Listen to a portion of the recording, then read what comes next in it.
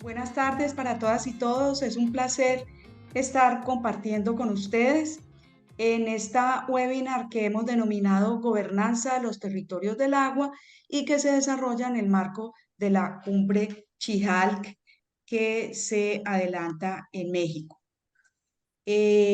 Hoy nos van a acompañar en nuestra webinar Joseph Bueno, arquitecto y urbanista social, co-creador de Ríos y Calles en Brasil. Estoy leyendo en español eh, el nombre de su organización.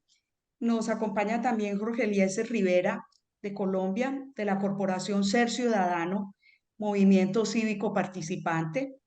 Iben Echeverría, de México, biólogo especialista en ordenamiento territorial. Como ustedes ven, vamos a tener las experiencias de Brasil, de Colombia y de México. Mi nombre es Claudia María Buitrago Restrepo y me encuentro con María Clemencia Sandoval compartiendo la moderación de esta webinar.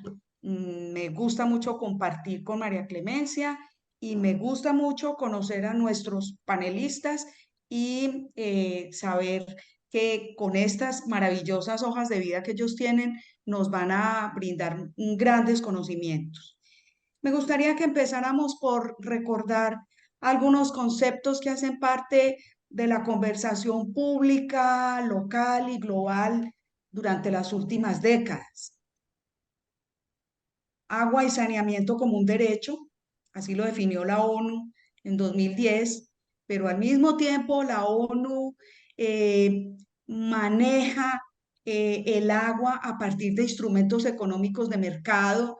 Entonces, eso nos genera contradicciones en el mundo entero que se reflejan en lo local.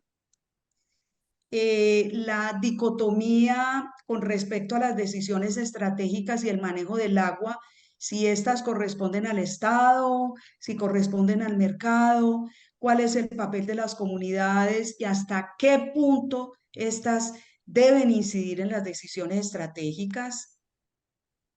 Agua como bien común, cuencas como sistemas socioecológicos, relaciones urbanos, rurales, regionales y globales, gestión del cambio climático y adaptación basada en ecosistemas, que se enmarca y es prima hermana también de las soluciones basadas en la naturaleza, conceptos como territorios del agua, territorios hidrosociales, territorios anfibios y particularmente en el caso de Colombia, en el nuevo Plan Nacional de Desarrollo, el ordenamiento del territorio alrededor del agua. ¿Qué tiene que ver esto con el modelo económico? ¿Qué significa ordenar el territorio alrededor del agua?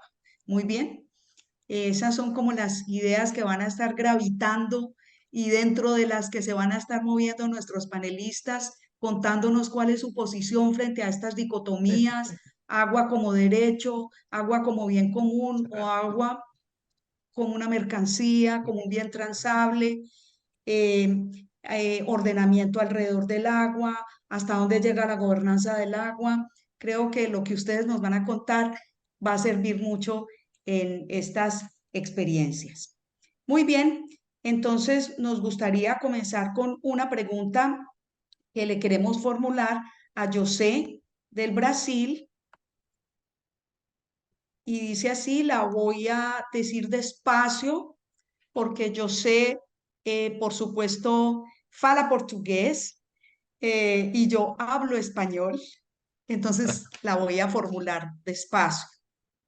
Yo sé, una de las discusiones más importantes que existen en la gestión del cambio climático en América Latina tiene que ver con la propuesta del presidente Petro de Colombia de cambiar acción climática por deuda externa y la del presidente Lula de Brasil de que los países desarrollados asuman el costo de conservar la Amazonía y otros ecosistemas estratégicos, incluso urbanos. Ambas propuestas fueron formuladas en la reciente cumbre de Belén de Pará, en la cual el anfitrión era el presidente Lula, y ambas transitan caminos convergentes. La pregunta en concreto es, ¿qué relación cree usted que tienen el ordenamiento y la gobernanza de los territorios del agua en lo local con ambas propuestas de dos de los principales líderes continentales y cómo dialoga su experiencia de recuperación de los ríos en Sao Paulo, Brasil, teniendo en cuenta proyecciones y desafíos? Olá, meu nome é José Roberto Bueno, sou brasileiro. Antes de tudo, agradeço ao convite dos organizadores desse Fórum Latino-Americano sobre governança nos territórios, né, a respeito da questão da água, a poder partilhar singelamente a nossa contribuição com a iniciativa Rios e Ruas, que tem cerca de 10 anos. 10 não, começamos em 2010, já são 13 anos. E que nasce no encontro de duas pessoas. Esse encontro com esse cidadão ao meu lado, Luiz de Campos Júnior, e pode passar, acho que aparece ele de frente, né? Porque nessa imagem nós estamos olhando para o que nos interessa, que são os rios urbanos. E esse encontro, ele é o marco zero do Rios e Ruas, um encontro que começa numa cafeteria, e a gente tem uma imagem de uma mesa de café onde tomamos um café para conversar sobre a nossa cidade, sobre os dramas vividos na cidade de São Paulo, onde moramos. Conversamos sobre educação, sobre cultura, sobre arte, sobre inovação, sobre os desafios, né, que vivemos na nossa cidade.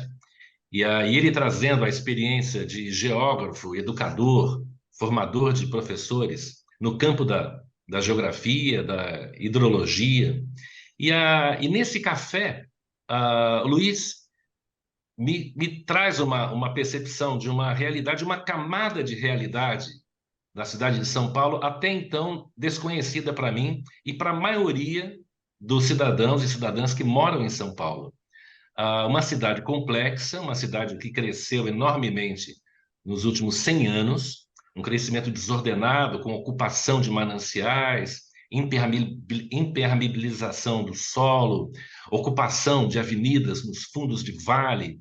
Temos dois grandes rios, o principal, o Rio Tietê, e um segundo, o Rio Pinheiros, mas são centenas de rios sob a cidade. E há afluentes do Rio Tietê, afluentes do Pinheiros, a próxima imagem conta um pouco é um desenho de um outro geógrafo, do Assis Absaber, é um croquis da realidade escondida sob o solo de São Paulo. Isso foi chocante para mim, e eu não consegui suportar essa imagem, né? Eu sou arquiteto, urbanista, graduado pela Universidade de São Paulo, e esse conhecimento era um conhecimento oculto, né? Do saber do poder público, das agências de saneamento, das construtoras, mas o cidadão comum desconhecia essa realidade.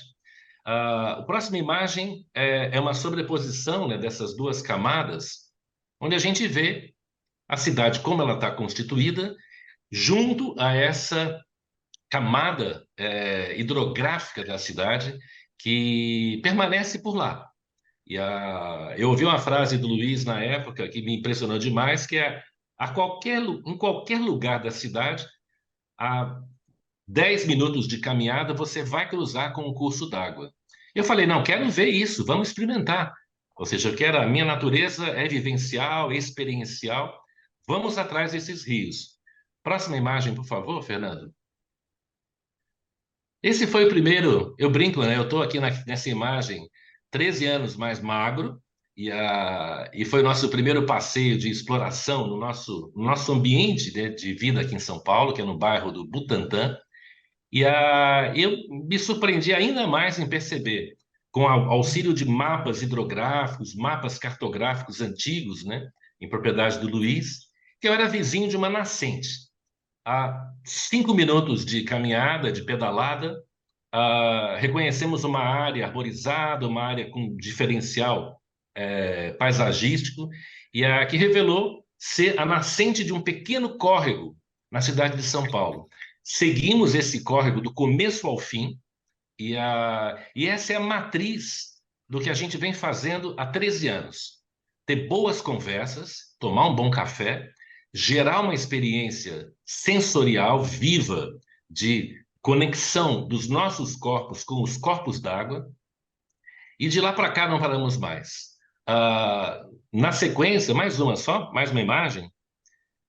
A partir dessa experiência, nós criamos uma primeira experiência coletiva, convidando amigos, conhecidos, né, para viver essa experiência impactante, né, de percorrer.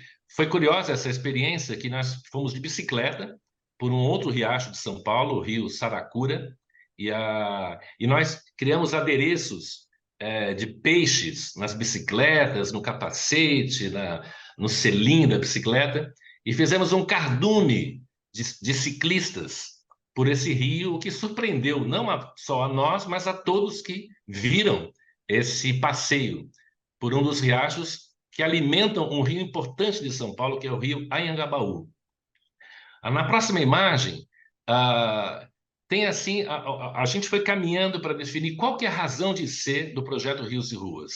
É promover e inspirar múltiplas ações para que milhões de brasileiros, não só paulistanos, descubram, tirem o véu que impede essa visão, possam ver e querer nossos rios limpos e livres.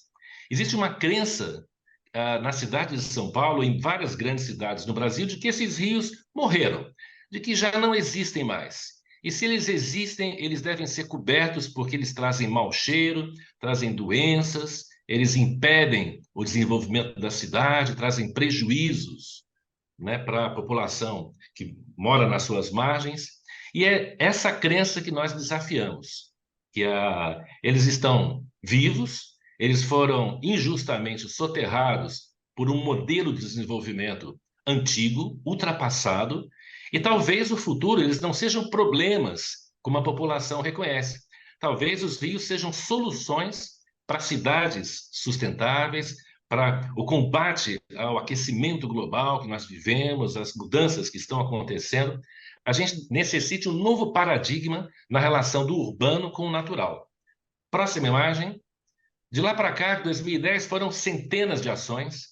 Nosso trabalho é sensibilizar e engajar pessoas no entendimento do valor e da relevância dos rios urbanos.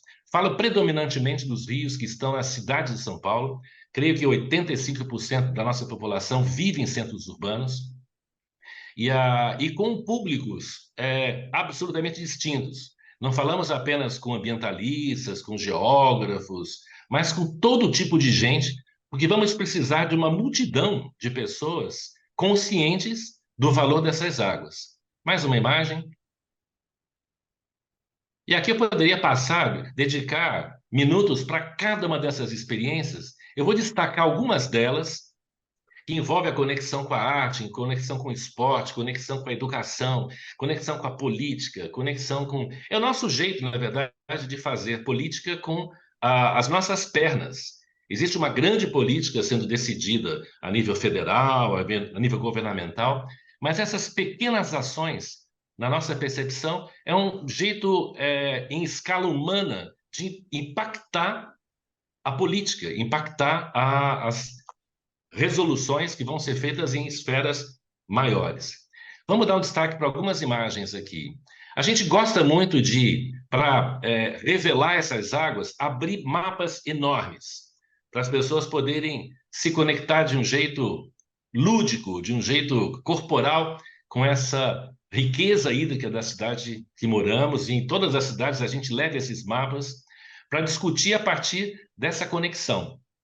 Essa primeira imagem foi um mapa de 300 metros quadrados num parque público, foi exposta durante 2 meses, onde essas bolinhas contavam um pouco da história desses rios. E a próxima imagem, por favor. Aqui conhecemos uma equipe que trabalha com multimídia, com artes visuais.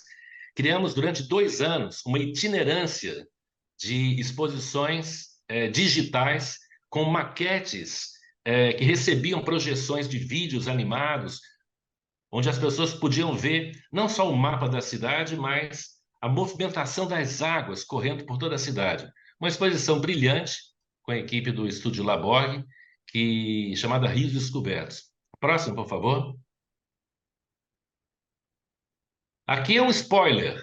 A gente está agora em 2023 organizando uma exposição, uma mostra Rios e Ruas, com um mapa gigante de 50 metros quadrados dentro do Centro Cultural da Federação das Indústrias de São Paulo, na avenida mais importante da nossa cidade, a Avenida Paulista. Na verdade, é um divisor de bacias, divide a bacia do Rio Tietê e a bacia do Rio Pinheiros, onde durante 100 dias as pessoas vão poder caminhar sobre a cidade, tendo conexão com essas águas que, para a maioria das pessoas, inexistem. Então, todos esses riachos que estão sobre a cidade de São Paulo vão estar visíveis. É uma parceria com um querido amigo de Natal, tem uma metodologia chamada Cartografia dos Sentidos, que está se somando a nós para a gente criar essa mostra cultural, Rios e Ruas, na Federação das Indústrias de São Paulo. Vamos em frente. Aqui interessante, foi um projeto de lei apresentado por um vereador do nosso município, Ricardo Yang, e um projeto que teve a aprovação da nossa Câmara Municipal, que era sinalizar as microcuencas, as microbacias de rio, nas placas de rua da cidade de São Paulo. Para cada cidadão circulando pela cidade poder olhar uma placa e falar, poxa vida, essa rua pertence à bacia do Rio Água Preta, pertence à bacia do Pirajussara, pertence à bacia... E até o próprio entendimento de bacia é alguma coisa incomum para as pessoas, perceberem que elas vivem num território das mesmas águas que uma bacia. O projeto foi aprovado na Câmara, mas não foi sancionado pelo prefeito na ocasião e foi vetado. E a justificativa muito frágil é de que essa informação não é relevante para a população. Basta ter o nome da rua, o endereçamento postal, a região, enfim. Para nós é de extrema relevância. A cidade assumiu seu papel educador, mas seguimos. Em outras cidades, esse projeto tem caminhado. Mais uma imagem, por favor. Aqui uma imagem que eu destaco foi a participação do Rios e Ruas na 31ª Bienal de Arte de São Paulo, uma obra criada por uma artista na Bélgica, uma artista nigeriana, se não me engano, que vive na Bélgica, que criou uma instalação interativa com os visitantes sobre várias camadas de percepção sobre o território onde vivemos. Então, tinha uma mesa da questão mineral, as ocupações na periferia, as hortas urbanas e os rios. Foram uma mesa onde a gente teve chance de interagir com os visitantes para conversar. Era uma obra falante, onde a gente interagia com os visitantes da Bienal para discutir a cidade, para pensar a cidade, para compreender camadas de realidade que não fomos educados a conhecer. Mais uma imagem, por favor. Tivemos a honra de sermos convidados para o Fórum Mundial da Água em Brasília, onde trouxemos, né, referências da cidade do Cabo, na África, de Portugal. Tivemos um professor Cristófides, da Universidade de Brasília, para discutir de maneira ampla, e foi uma apresentação que teve uma presença muito expressiva, né, revelando até quando essa questão, até quando vamos sonegar a presença desses rios e mudar o modo como as cidades vêm se desenvolvendo. Mais uma imagem. Aqui duas publicações editoriais, uma para o público infanto-juvenil, do Menino que Rio. A nossa história foi contada numa linguagem infanto-juvenil, né, para jovens, muitas ilustrações do Vitor Fará, livro do Gustavo Prudente, para sensibilizar as crianças a respeito desse nosso olhar. E, recentemente, a gente teve o privilégio de ter um livro publicado pelo João Prata, pela Prata Editorial, contando a trajetória Rios e Ruas, numa publicação muito, muito bela, né? De como a gente vem engajando a população, engajando as pessoas que vivem distantes desse olhar para as águas na cidade de São Paulo e em várias cidades do Brasil e também de fora do Brasil. Mais uma imagem, por favor. Terminamos o ano de 22. Eu fui curador, Rios e Ruas organizou uma reunião de inúmeros ativistas. A temática desse TEDx Jurubatuba, nome original de um dos rios de São Paulo, do Rio Pinheiros, foi a urgência da regeneração. O tema era regenerar é preciso. Então foram vários olhares sobre essa cultura da regeneração, de observarmos para o que fizemos, o que deu errado e o que devemos refazer. E entre essas questões, claro, tem a temática das águas, que estão sendo muito castigadas, né, no nosso país. Um destaque fundamental para a imprensa, desde o início, desde 2010, a gente tem tido o apoio, né, de inúmeras, centenas de publicações que ajudam a multiplicar e a expandir a informação, o conhecimento, não mais por uma experiência, mas por um vídeo, por um documentário, por uma entrevista, onde a gente tem insistido, né, diligentemente em revelar que é necessária uma mudança na forma como as cidades vêm se desenvolvendo, dando as costas para os rios. Mais uma imagem. Aqui os desafios e projeções. A gente tem a referência de inúmeras cidades em países desenvolvidos que já perceberam o equívoco de soterrar essas águas e elas estão voltando para a convivência com a cidade. Então, eu brinco que herdamos cidades, não só no Brasil, como na América Latina, no mundo, né? Uma lógica de desenvolvimento onde ruas devem cobrir os rios, rios devem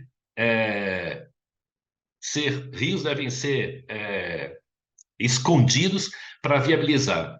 E aqui a nossa referência local, essa é uma imagem muito, muito simbólica, né, de uma área do Jardim Botânico da cidade de São Paulo, que canalizou o seu rio na década de 30 para viabilizar essa bela alameda, enfim. Essa alameda teve um problema em 2010, talvez, e ao fazerem a correção, perceberam que o rio continuava lá, né, soterrado há cerca de 70 anos.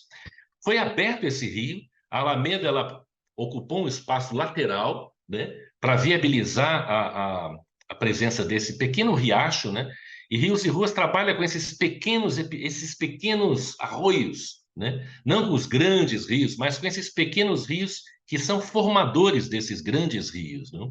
E, e esse é o desafio nosso, antes de agradecer aqui a participação, o desafio nosso é a mudança desse paradigma que começa numa transformação cultural. E ela vai se revelar efetiva quando uma grande multidão de pessoas venham a desejar e a querer esses rios de volta à paisagem urbana. A gente teve a honra de ter o prefácio da nossa atual ministra do Meio Ambiente e das Mudanças Climáticas do governo Lula, abrindo o nosso livro. E quando a gente se posiciona, qual que é a relação do trabalho nosso, esse trabalho pontual em cidades, pequenos riachos e arroios, revelando essa necessidade, com as grandes decisões sendo tomadas a nível federal, né? Tanto nos países da América Latina como aqui próprio no Brasil, a gente tem uma fala, uma frase da ministra do Meio Ambiente que me ajuda a responder qual que é a conexão dessas pequenas ações que envolvem engajamento social com a evolução, né, a nível nacional das políticas públicas voltadas para a questão das águas. Olha o que ela escreve, vamos pegar aqui um pequeno parágrafo. José Bueno e Luiz de Campos são dois soniáticos, uma expressão que eu tenho usado para designar os que não são puramente pragmáticos, pois não se movem por resultados imediatos, mas persistem na prática cotidiana, inspirada por ideais, mesmo quando o mundo lhes diz e tenta convencer que são irrealizáveis. É encantador o modo como descrevem as experiências do seu trabalho, que vai muito além de descobrir rios encobertos, pelo asfalto e busca revelar o laço amoroso entre as pessoas e a natureza, que também está oculto na opacidade da vida urbana. É necessário um toque inspirador para predispor uma pessoa a ouvir o som da água numa rua da metrópole. Claro, a ação política segue sendo necessária para recuperar a gestão das águas e dos chamados recursos hídricos, entre aspas, para proteger as matas ciliares e a biodiversidade, para restaurar o que foi devastado, para prover recursos humanos e tecnológicos às comunidades, para reorganizar as cidades, para mudar a economia. Mas indispensável ainda é a imaginação criativa de iniciativas socioambientais na renovação do nosso compromisso íntimo com a natureza. Esse compromisso nasce nas fontes profundas da cultura. E é lá que a gente se posiciona na transformação cultural necessária. Porque se nós abrirmos todos esses rios hoje, amanhã a população ela vai reclamar, porque ela não foi educada e seduzida a desejar esses rios. Ela foi educada e seduzida a temer esses rios, a desprezá-los, a virar as costas. Então, tem além das ações práticas imediatas necessárias, esse campo de uma cultura que acolha mudanças na política, mudanças nas decisões ambientais, é fundamental. Então, espero ter atendido aqui ao convite desse magnífico webinário, ao lado de painelistas fabulosos, e que essa nossa singela contribuição com o Olhar Rios e Ruas venha a ser enriquecedora para toda a comunidade latino-americana. Bueno, muchísimas gracias a José Bueno del Brasil por su fantástica presentación. Y le doy la palabra a mi compañera María Clemencia Sandoval para formulársela a Jorge Eliezer Rivera de Colombia. Adelante, María Clemencia. Bueno, muchas gracias. Entonces, Jorge Eliezer, de Colombia, de la Corporación Ser Ciudadano, Movimiento Cívico Participante, nosotros hemos preparado las siguientes preguntas. ¿Cuáles son las implicaciones de la gobernanza de los territorios del agua en el diseño, construcción y operación de los megaproyectos de las grandes infraestructuras hidroeléctricas en los países latinoamericanos y en particular en Colombia, como el caso de Hidroituango, y cómo se inserta su experiencia en ello? ¿Y cuáles son las proyecciones y desafíos del proceso del que hace parte? Bueno, buenas tardes para todos y todas. Evidentemente que hablar de la gobernanza de los territorios hidrosociales tiene una relación muy estrecha con el tipo y naturaleza de Estado que tenemos, porque es obvio que los megaproyectos que se establecen en las cuencas hidrográficas surten una serie de procedimientos legales que están establecidos por la institucionalidad estatal, que muy pocas veces consultan realmente el interés general, la calidad de patrimonio común de los ríos, la prevalencia del interés general sobre el interés particular, y terminan finalmente imponiéndose en los intereses económicos y partidistas en estas decisiones. Nosotros consideramos que en toda esta temática de la gobernanza de los territorios del agua y el ejercicio del poder político del Estado, hay unos factores determinantes que son el factor de la educación y la cultura, la mentalidad, no solamente del ciudadano, sino de los gobernantes, pasando por todo el sistema educativo. Entonces, centrando la respuesta a la pregunta, nosotros consideramos que mientras no haya una mayor participación de la población en estos temas relacionados con la decisión de introducir, implantar grandes megaproyectos que requieren de recursos de interés común como es el agua, no va a ser posible que esto pueda lograr un punto de de consenso, de equidad y de justicia para la mayoría de la población. En el caso de Hidroituango, por ejemplo, en Colombia, que es uno de los megaproyectos hidroeléctricos más grandes que hay en Latinoamérica, por el momento, las experiencias son bastante elocuentes, un estudio de impacto ambiental supremamente delgadito, de poco músculo y muy centrado a llenar una formalidad, no a responder los problemas que plantea la obra. Por lo tanto, el desarrollo del proceso de Hidroituango ha sido muy complicado. Tuvo un incidente en el 2018 que generó el riesgo de una catástrofe para más de 1 millón de habitantes que están aguas abajo del embalse. Y todo esto se había podido prever al realizar un estudio de impacto ambiental realmente serio y riguroso. Esto pasó por una desregulación de las normas y requisitos que se debían cumplir con el estudio de impacto ambiental. Se regularizó esto por el gobierno central, por la presidencia, para facilitar la apropiación del proyecto de las empresas públicas de Medellín. Y el resultado pues ha sido una situación muy conflictiva y llena de incertidumbres que en este momento está en manos de los jueces para dirimir el conflicto que hay si la hidroeléctrica eh, puede garantizar seguridad para las poblaciones aguas abajo o si es necesario detenerla, estando ya casi construido el 85% del proyecto. No sé si esto responde a tu pregunta. Sí, yo creo que responde la pregunta y me parece que también las dos sentencias que hay ahorita para el río Cauca pueden ser unas herramientas que apoyan esos procesos de los que usted está mencionando.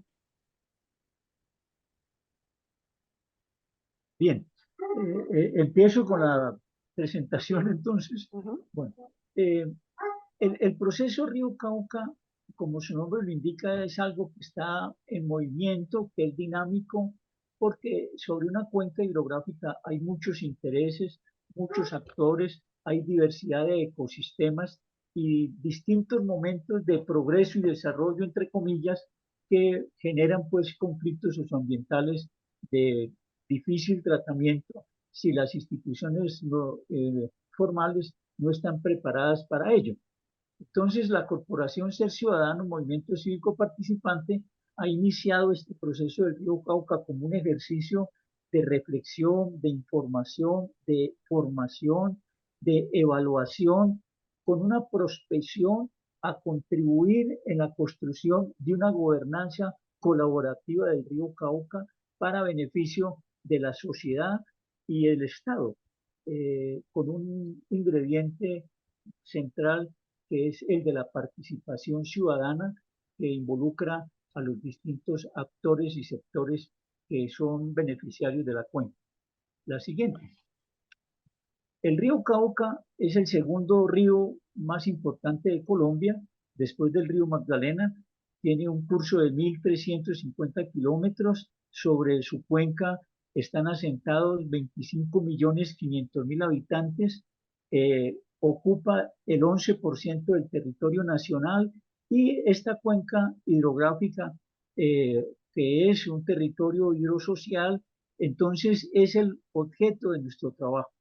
El objetivo, como dije antes, es contribuir a la construcción de una gobernanza colaborativa que, que se pretende formular en sus bases en un gran encuentro nacional sobre la cuenca una vez cumplido las reuniones de la cuenca baja, la cuenca media y la cuenca alta, en la que deben participar todos los actores de la cuenca, no solamente las comunidades, sino también los empresarios, las distintas instituciones del Estado, para que haya un diálogo realmente constructivo y podamos entonces avanzar hacia una convivencia pacífica, equitativa y justa. Porque en este momento, tal como se está manejando la cuenca hidrográfica del río Cauca, hay es un semillero de conflictos socioambientales, algunos muy complejos y otros que podrían ser resueltos y podrían ser evitados si se estuviera trabajando con un criterio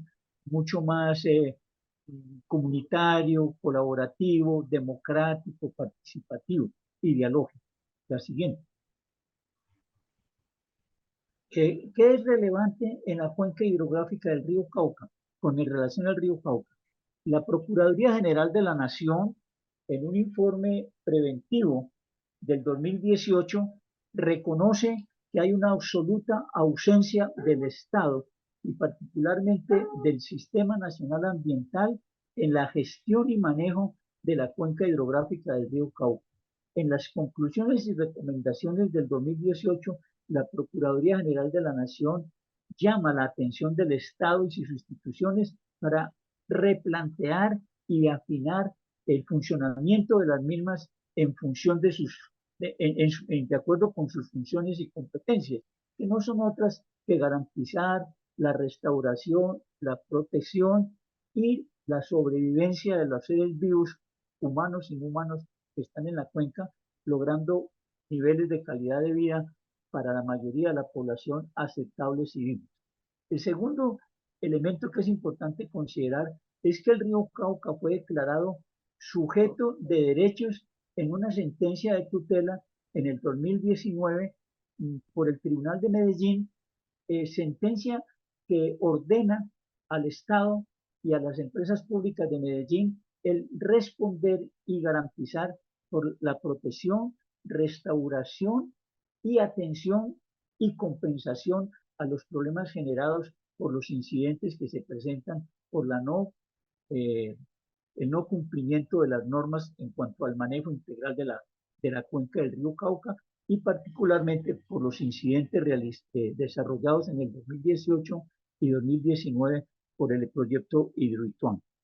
Igualmente, hace poco tiempo, la Justicia Especial para la Paz reconoce al río Cauca como víctima del conflicto armado. Esto es muy singular, porque casi que es el único lugar en el mundo donde las autoridades judiciales especiales en función de la paz reconocen un río como víctima del conflicto armado. Y esto respondió a una acción de tutela presentada por las organizaciones negras, por los consejos comunitarios afrodescendientes del norte del Cauca, que consideran que el río Cauca fue convertido en una fosa común para desaparecer las víctimas del conflicto armado. Estos tres puntos los quiero destacar porque juegan un papel muy importante en cualquiera que sea la visión y acción que se pretenda o se tenga al manejo de la cuenca hidrográfica del río Cauca. La siguiente. Como explicaba antes, el proceso Río Cauca implica 3 reuniones preparatorias, cuenca baja, cuenca media y cuenca alta, para llegar al gran encuentro nacional.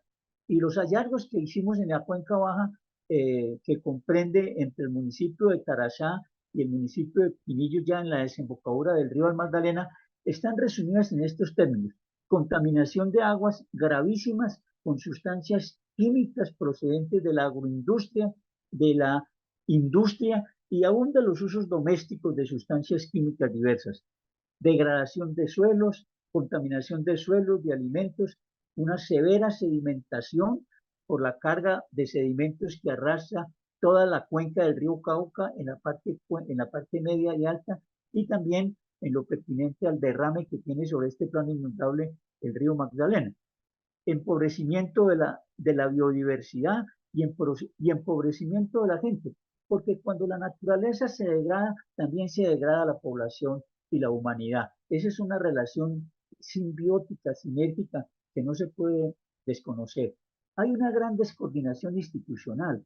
Hay muchas instituciones con muchas normas, con muchas leyes, pero totalmente descoordinadas, fragmentadas. Cada quien va por su lado, poca coordinación desde el Estado nacional, departamental y municipal, que nos va conduciendo a un caos. Hay mucho gasto de dinero, pero poca inversión.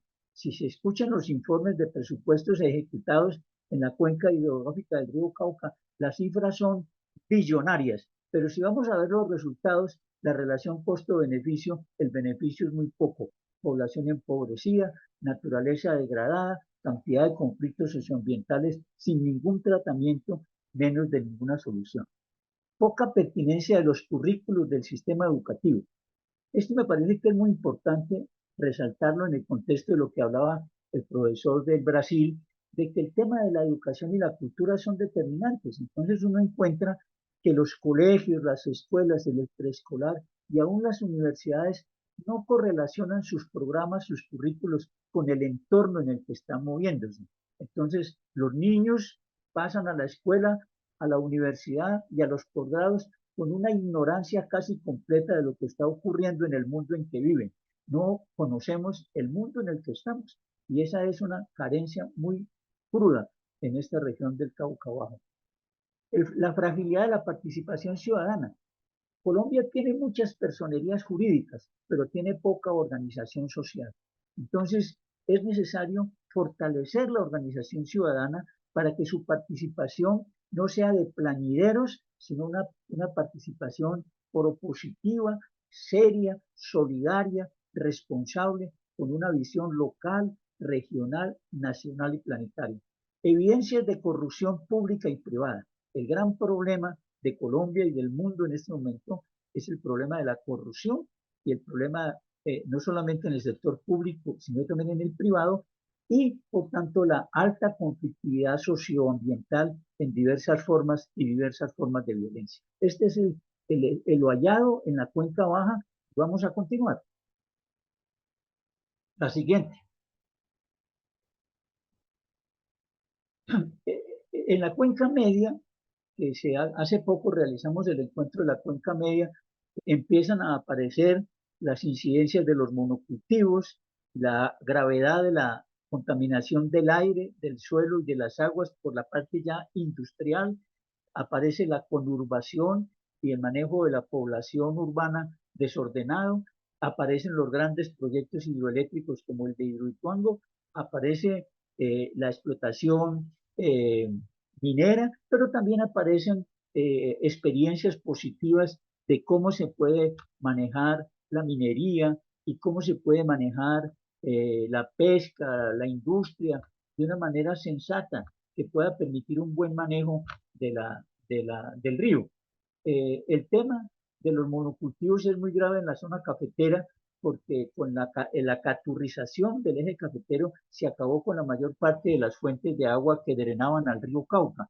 Y luego con la aparición de monocultivos como el del aguacate Hax ha venido creando una problemática muy grave que, sumada al extractivismo minero, plantea serios interrogantes de toda las vertientes de la zona de la Virginia, desde la Virginia Risaralda hasta Tarazá, Antioquia, que es lo que comprende la cuenca media.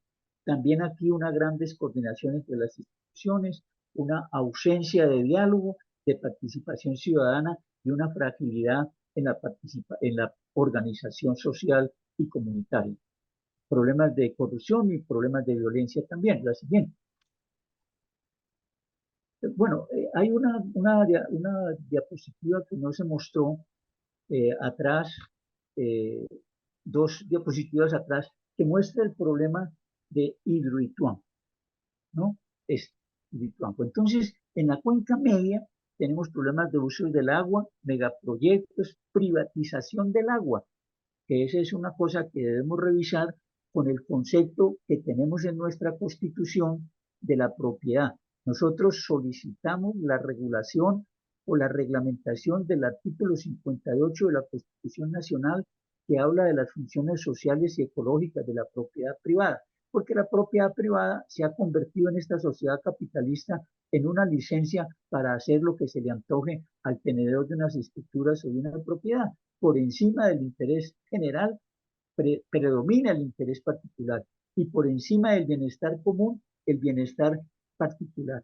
Entonces ese problema de la tenencia, que tiene mucho que ver con la gobernanza y el ordenamiento de los territorios en torno al agua. ¿Cómo va a ser el señor Petro para ordenar el territorio en torno al agua en el Valle del Cauca, por ejemplo, en competencia con los ingenios y las grandes industrias y las grandes explotaciones de monocultivos forestales? ¿O cómo lo va a hacer en la zona donde dominan los intereses ganaderos y mineros?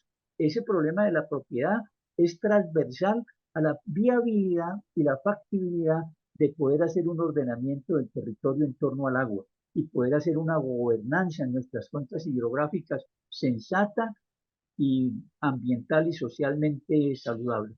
Finalmente, queremos señalar que consideramos que es fundamental para un debate serio y constructivo en el tema de la gobernanza y el ordenamiento del territorio en torno al agua, el tema tratado en la encíclica Laudato Si por el Papa Francisco, que plantea claramente de que el sistema económico que tenemos es insostenible. Es decir, no podemos seguir buscando soluciones con la mentalidad predominante en la institucionalidad pública y la mentalidad también del ciudadano y el empresario, que es de un sistema que ha demostrado ya que ha cumplido su función, que está en un estado pedagógico y que hay que ayudarle a un buen morir con propuestas, con imaginación y con creatividad. Y que ese sistema puede cambiar o necesita para cambiar una profunda revolución cultural que pasa por una total transformación del sistema educativo en sus distintos niveles y escalas para que haya una verdadera posibilidad de hacer la transición de lo que tenemos a lo que merecemos y deseamos. Esto tiene que ver con los estilos de vida y con el consumo, porque si seguimos viviendo como estamos, no vamos a poder lograr ninguna transición ni ningún cambio. Mucha gente piensa que el cambio lo tienen que asumir otros y siempre buscamos justificarnos para no cambiar nuestro estilo de vida, nuestro consumo, el uso compulsivo del carro, estar viajando innecesariamente por todas partes del mundo sin pensar en la huella ecológica que estamos dejando. Y como lo han dicho tantos documentos de tipo nacional e internacional que se quedan engavetados, si no mejoramos las relaciones entre los humanos, va a ser muy difícil mejorar las relaciones de los humanos con la naturaleza. Lo último que yo quiero señalar es invitar a los diversos países de América Latina para que trabajemos en la construcción desde la ciudadanía de un gran movimiento en defensa de nuestros ríos, porque la situación del río Magdalena y del río Cauca no es muy distinta a la del río Bravo o el río Paraná, que solamente para nombrar dos de los grandes ríos a nivel mundial. Bueno, muchísimas gracias a Jorge Eliezer Rivera de Colombia. Ha sido muy diciente su presentación en relación con el impacto de los megaproyectos en la calidad de vida de las comunidades y la importancia de una gobernanza inclusiva del agua cuando se están diseñando, cuando se están pensando estos proyectos, cuando se los está construyendo y cuando se los empieza a operar. A Y continuación, sobre todo el cambio de los modelos económicos, que es un aspecto que es bastante complejo y que se necesita empezar a manejar. exactamente, María Clemencia, gracias por tu aporte. Bueno, continuamos entonces con la presentación de lo que ha sido la experiencia del colectivo Río Cauca. Esta presentación está a cargo de la ingeniera Beatriz Orozco, que es la subsecretaria técnica de la Secretaría de Ambiente y Desarrollo Sostenible de la Gobernación del Valle, y de la arquitecta María Virginia Casafranco, presidente de la Fundación Ríos y Ciudades, quien fue la delegada para firmar el acuerdo de voluntades de la plataforma colaborativa para la recuperación del río Cauca por la Alianza de los Ríos de Cali. De esta plataforma colaborativa fue evolucionando desde el 2018 hasta hoy en lo que es el colectivo Río Cauca, experiencia que se va a presentar en este momento. Entonces, bienvenidas Beatriz y María Virginia para hacer la presentación. Muchísimas gracias. Un cordial saludo para todos. Agradezco mucho la oportunidad para presentarles hoy nuestro proceso, que es el proceso del colectivo del río Cauca, una plataforma de la cuenca alta del río Cauca. Y específicamente queremos socializarles a ustedes cuál ha sido nuestra estrategia de gobernanza mediante la articulación interinstitucional y de organizaciones de la sociedad civil. Lo que consideramos nosotros una apuesta regional con un gran impacto nacional. Primero hablemos de nuestra red de participantes.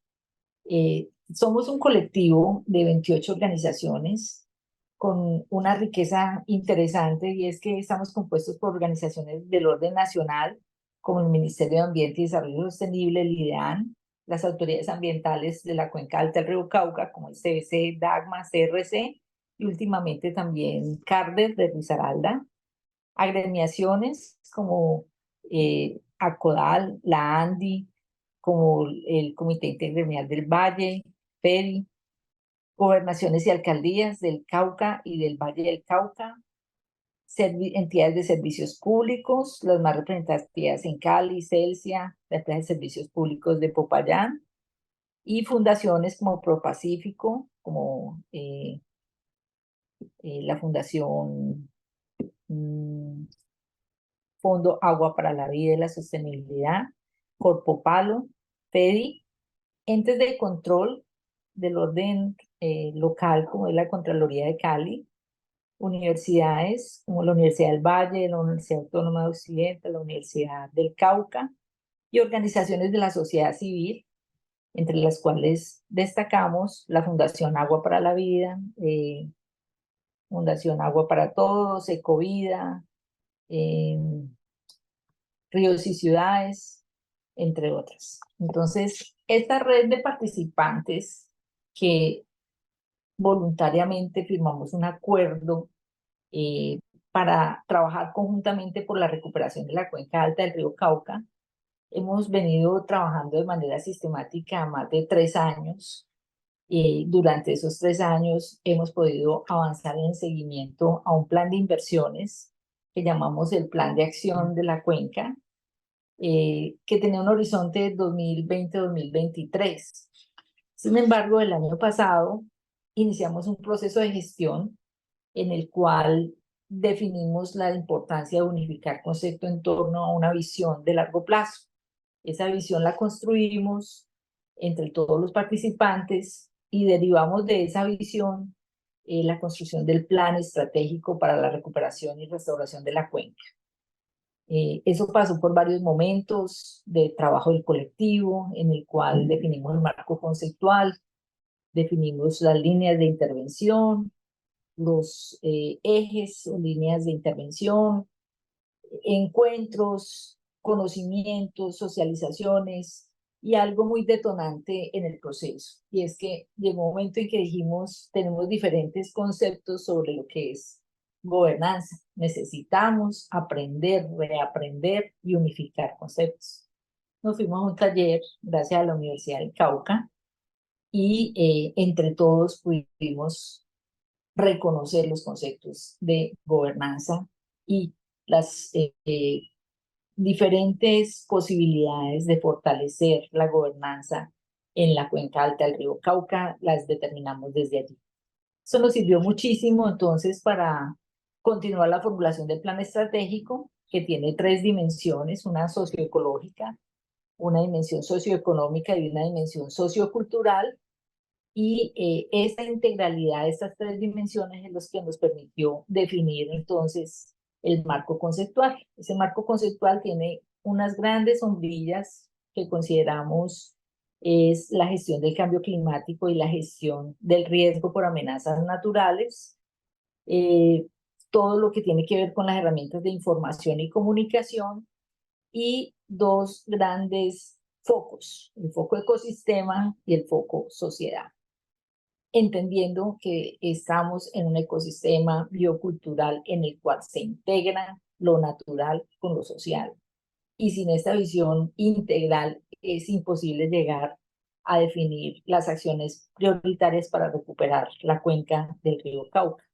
Una cuenca pues conformada por municipios, 53 municipios entre Valle del Cauca y Cauca, 42 ríos tributarios, y que tiene unas problemáticas complejas en términos de conflicto en el uso del suelo, deterioro de la cuenca por diferentes actividades productivas, amenazas por situaciones naturales, y también unos retos fundamentales en torno a la necesidad de proyectar incentivos a la conservación para los propietarios de las tierras, cambiar el uso del suelo donde requerimos uso de conservación y otros temas muy importantes determinados en el diagnóstico que pudimos hacer entre todos.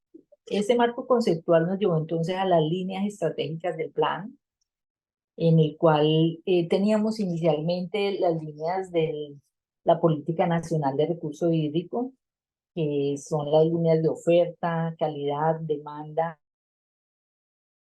y ordenamiento del territorio. Eso lo volvimos un lenguaje, digamos, más asequible al común ciudadano, donde definimos la oferta como la conservación de los ecosistemas y los procesos hidrológicos, la calidad como la necesidad de la reducción de la carga contaminante de la cuenca, la demanda como la producción, uso y disfruto sostenible de la cuenca y el ordenamiento territorial y ambiental que para nosotros va de la mano también del modelo de gobernanza, y allí identificamos la gran necesidad de fortalecer nuestra gobernanza, porque si bien es un número significativo de participantes, no somos todos los que estamos. Nos faltan actores fundamentales de la cuenca, como son las organizaciones sociales que habitan los territorios, que habitan las cuencas tributarias del río Cauca. Nos faltan los entes territoriales como actores principalísimos de la institucionalidad, y que también pues están llamados a ser parte de esta gran plataforma. Después de que teníamos las líneas, pues pudimos definir una ruta de priorización de proyectos que dijimos, bueno, tenemos unos proyectos de corto plazo, pero aquí lo que necesitamos son proyectos de alto impacto, de largo plazo, estratégicos, detonantes, proyectos integradores. Y entonces esa priorización pensamos en que debían de ser esos proyectos que hoy por hoy no tenían financiación, que son de alto impacto para la cuenca, que requieren una gestión y una financiación y que integran diferentes iniciativas del colectivo, miradas integradoras de los diferentes participantes. El segundo paso que definimos en la ruta es que debíamos formular los proyectos en una metodología aceptada nacionalmente, como es la metodología de planeación nacional, MGA, o marco lógico, y que servía también para presentar los proyectos para fuentes de regalías. Esa formulación de proyectos partía de una autogestión de todos los integrantes del colectivo. Cada organización lidera algunos proyectos y convoca a los demás actores para la formulación. Es una gestión muy interesante que se viene haciendo actualmente, en lo cual tenemos pues un avance significativo. Eso es fundamental para el paso 3 de la ruta, que es la gestión de los recursos. Esa gestión pues no puede abordarse aquí a nivel local, sino a nivel nacional e internacional por la dimensión de los proyectos. Entonces, esa gestión de recursos es una tarea compartida que tenemos trazada en nuestro plan de trabajo, y que luego pues la ejecución de los recursos de los proyectos que se logren viabilizar con recursos de financiación también va a ser una ejecución compartida por los diferentes actores que hacemos parte de la plataforma e integrando las comunidades afectadas y beneficiarias de esos proyectos. Los proyectos que definimos como detonantes están en 4 grandes segmentos.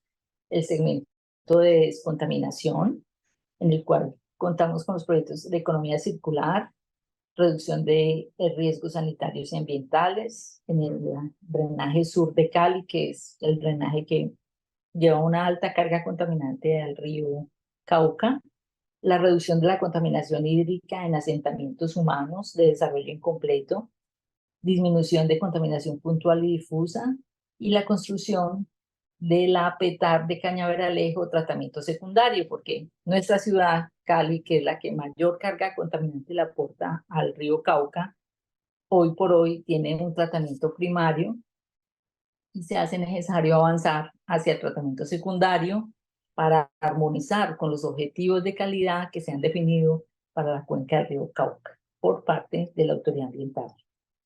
Pero eso es una tarea pues de todos los actores, realmente contribuir con esa gran meta que es descontaminar nuestra cuenca del río Cauca.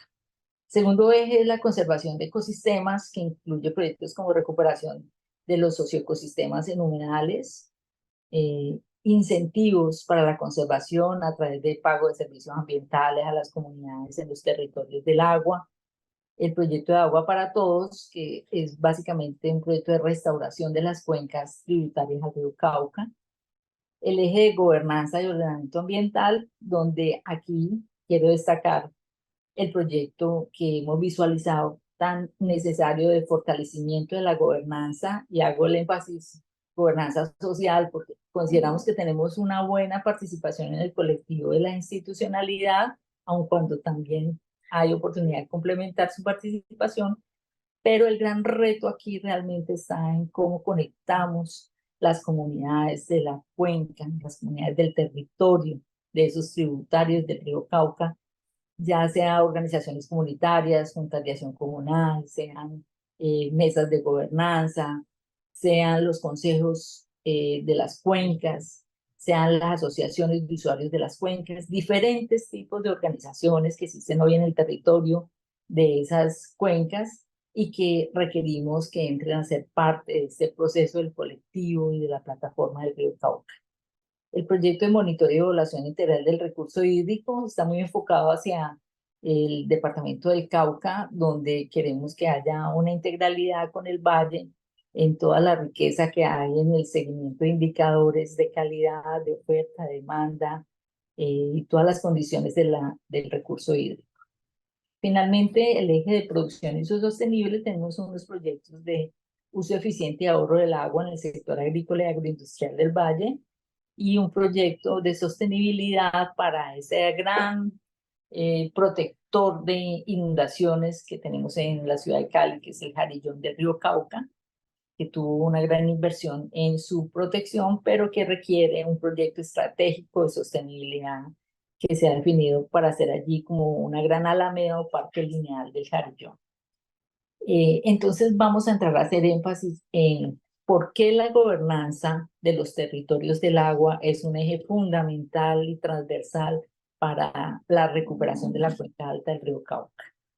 Y es que es un proceso necesario, es un proceso que es vital para la conservación y la restauración del río Cauca, que además es un río que está sujeto a derechos. Es un río que tiene una sentencia desde el año 2019, la sentencia C038, y que por ende tiene unas entidades accionadas, que en otras palabras son las entidades que están convocadas a generar ese plan de restauración de la cuenca y a invertir fuertemente en su recuperación, y a lo cual estamos apoyando desde el colectivo del río Cauca para que se formule ese plan participativo que está en mora de hacerse y de ejecutarse. Y entonces este fortalecimiento de la gobernanza de la cuenca es fundamental desde nuestro punto de vista para empoderar las comunidades, para que tengan una efectiva participación social y ambiental en todos los procesos de decisión en la cuenca, para que se logre recuperar ese conocimiento ancestral y esas tradiciones y se valore no solo el conocimiento de las comunidades, sino ese patrimonio natural y cultural que las caracteriza, fortalecer la articulación pública, privada, de la sociedad civil y de la academia con las comunidades, y incidir en los planes de desarrollo. Y aquí tenemos el Plan de Desarrollo Nacional, que es el del actual presidente de la República, pero también estamos a puertas de iniciar procesos de formulación de un plan de desarrollo departamental para los próximos 4 años, planes de desarrollo municipales y planes institucionales también con periodos de 4 años. Todos esos planes son fundamentales para poder incluir allí este plan estratégico de recuperación de la cuenca alta. Y también, por supuesto, este plan tiene que estar alineado y armonizado entonces con lo que es el mandato de la sentencia T038, que declara al río Cauca como sujeto de derechos, en el sentido de que esos planes de corto, mediano y largo plazo deben de apuntar a la recuperación, a la conservación y restauración de la cuenca del río Cauca. Para lograr ese gran reto hemos definido algunos pasos, pero queremos ahondar a través de la Fundación Ríos y Ciudades con la doctora María Virginia Casafranco, quien me acompaña lo que es la propuesta del proyecto de fortalecimiento de gobernanza para la cuenca. Es María Virginia, te cedo la palabra en este momento. Bueno, muchas gracias Beatriz. Sí, pues como adelantamos ahora, se trata, digamos, de un proyecto ambicioso, o sea, de una estrategia de construcción de gobernanza territorial y sectorial, en la cual queremos realmente muy rápidamente poder mostrar un modelo que se pueda, digamos, replicar en otras partes de América Latina. Y en ese sentido hemos querido, digamos, ubicarnos dentro de lo que nuestra autoridad ambiental en el departamento del Valle, que es la CBC, ha definido en su plan director hacia el 2036. Y es en el sentido de que el modelo de gobernanza que se construya debe ser en 3 niveles. Una capa que tiene que ver con el contenido, o sea, el conocimiento, las experiencias, las habilidades, o sea, quiénes podemos aportar y quiénes podemos hacer la diferencia en este diálogo de saberes. Y por otra parte, una capa más institucional en el sentido de cómo es que esa organización de la gobernabilidad en torno al agua y las cuencas puede realmente garantizar una legislación y un financiamiento que pueda realmente llevar a cabo este plan estratégico que planteaba Beatriz. Y por último, la capa relacional, que tiene que ver todo pues con la parte de lo que ha dicho Beatriz en el sentido de lo sociocultural, o sea, la cultura, la etnia, la comunicación, la cooperación y la participación en la toma de decisiones. Bueno, estábamos hablando en la anterior diapositiva, digamos, de lo que es el plan de gestión ambiental por parte de la CBC. También el plan director fue muy importante, pero fundamentalmente estábamos hablando del plan de gestión ambiental al 2036. Bueno, entonces miremos cuáles son los objetivos de este proyecto del fortalecimiento de la gobernanza. Entonces, queremos, por supuesto, fortalecer la gobernanza de los ciclos del agua en la cuenca alta del río Cauca en una visión de construcción de paz territorial. O sea, ese es nuestro objetivo fundamental. Y como específicos, pues tenemos que diseñar la ruta de construcción de la estructura de gobernanza con énfasis en la conformación de una red articulada de espacios y procesos de gobernanza conformados por actores e iniciativas locales en el marco de esa visión 2036 que hemos creado como colectivo. Segundo, implementar y validar los principios y enfoques orientadores de la gobernanza en procesos pilotos a desarrollar en al menos 6 subzonas hidrográficas del Alto Cauca. O sea, arrancamos con pilotos para poder realmente ver cómo podemos validar lo que hemos construido hasta ahora. Y tercero, algo muy importante, y es que necesitamos herramientas para poder trabajar en esta propuesta, herramientas tecnológicas. Entonces se trata de diseñar e implementar de manera colaborativa el sistema de información y monitoreo, SIMONA, la hemos llamado, como herramienta para la interacción de la red de gobernanza de los sectores del agua y el monitoreo de los proyectos. Más adelante vamos a mostrar una gráfica sobre SIMONA. Entonces miremos esto que estábamos hablando en torno a lo que decía Beatriz, o sea, aquí hay una cantidad de procesos que están confluyendo y se trata de ver cómo realmente lo social se incluye mucho más desde los territorios para incrementar y retroalimentar esta gobernanza que venimos construyendo. Entonces, ¿qué está confluyendo aquí? Primero, desde la parte, tenemos una normativa vinculante para todos, que son los planes de ordenamiento y manejo de las cuencas, y sobre esto, pues hay unos consejos de cuenca. Allí hay unos actores que están participando, entonces es fundamental tenerlos en cuenta. Segundo, desde el Plan Nacional de Desarrollo se está planteando la conformación de consejos territoriales de cuenca. Y en esta parte falta esa definición de cómo hace la estrategia y cómo se articula en torno a esto que venimos construyendo. Y tercero, está lo que decía Beatriz en torno a cuáles son vinculantes que es vinculante desde el punto de vista de la sentencia 038 sobre el río sujeto de derechos. Entonces, en este caso, estamos haciendo encuentros, se va a hacer un plan de acción sobre la sentencia y la idea es que podamos poder definir desde este proceso cuáles serían esos guardianes del río que podrían ir a ser parte también de este proceso de gobernanza. Y por último, tenemos acuerdos voluntarios en esa instancia, con esa visión que se construyó, digamos, este acuerdo de voluntades que hemos creado en el colectivo Río Cauca, y sobre esto entonces tenemos unos procesos implementados en torno a proyectos integradores. Y la cuestión es cuáles son los actores que hacen parte de esos procesos y cómo a partir de espacios ya creados o por construirse, creamos esas mesas de gobernanza para realmente, por sus zonas hidrográficas, integrar este proceso. Algo que hemos considerado muy importante, digamos, desde el punto de vista conceptual, que cuando estamos hablando de gobernanza, estamos hablando no solamente de lo hídrico, estamos hablando de lo ecosistémico, estamos hablando de lo político-administrativo, estamos hablando de lo económico-productivo y lo social-cultural. O sea, como dice el nuevo Plan Nacional de Desarrollo, estamos hablando de un ordenamiento alrededor del agua, pero también de la gente.